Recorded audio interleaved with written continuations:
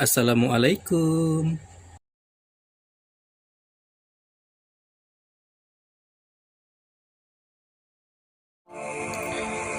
Salman Al-Farisi adalah salah satu sahabat Nabi Muhammad yang memiliki kisah hidup yang menarik dan inspiratif. Ia berasal dari Persia dan mengalami perjalanan panjang untuk menemukan kebenaran agama. Cerita hidupnya dimulai ketika ia masih sangat muda dan hidup di kota Isfahan, Persia.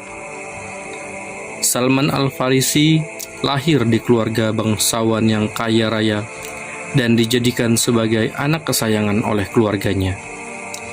Ia menghabiskan sebagian besar hidupnya untuk belajar ilmu agama dari para pendeta dan rahib di sekitar tempat tinggalnya. Ia belajar tentang agama Zoroaster, agama yang banyak dipraktekkan di Persia pada masa itu. Salman Al-Farisi adalah seorang yang sangat tekun dalam belajar dan mencari kebenaran agama. Namun, ia merasa bahwa agama yang ia pelajari tidak benar dan tidak membawa ketenangan jiwa yang sebenarnya. Ia kemudian memutuskan untuk meninggalkan keluarganya dan mencari kebenaran agama di tempat lain. Salman Al-Farisi melakukan perjalanan panjang dan akhirnya tiba di kota Najran di Yaman. Di sana, ia menemukan sekelompok orang Kristen yang hidup dengan penuh ketenangan dan kedamaian. Ia belajar tentang agama Kristen dari mereka dan merasa bahwa agama Kristen lebih dekat dengan kebenaran yang sebenarnya.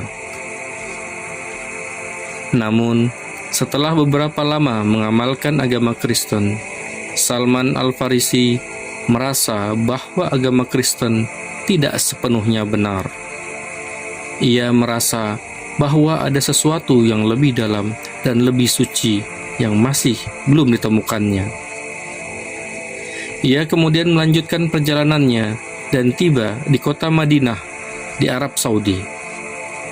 Di Madinah, Salman Al-Farisi bertemu dengan Nabi Muhammad dan merasa bahwa Nabi Muhammad adalah orang yang bisa membimbingnya kepada kebenaran yang sebenarnya. Ia kemudian memutuskan untuk memeluk agama Islam dan menjadi sahabat Nabi Muhammad SAW.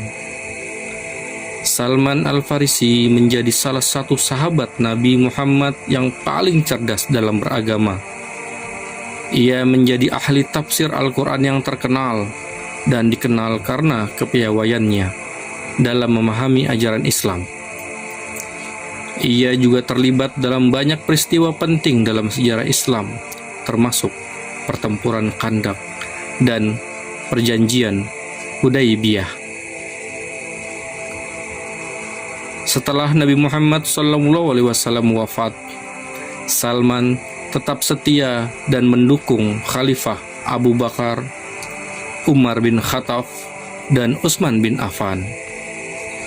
Ia juga menjadi saksi kunci dalam perselisihan yang terjadi antara Ali bin Abi Thalib dengan Muawiyah bin Abi Sufyan. Salman Al-Farisi dikenal sebagai sahabat yang sederhana dan rendah hati. Meskipun ia memiliki pengetahuan yang luas tentang agama Islam, ia sering berpesan kepada umat Islam untuk senantiasa berusaha meningkatkan kualitas hidup mereka dengan beribadah kepada Allah Subhanahu wa Ta'ala.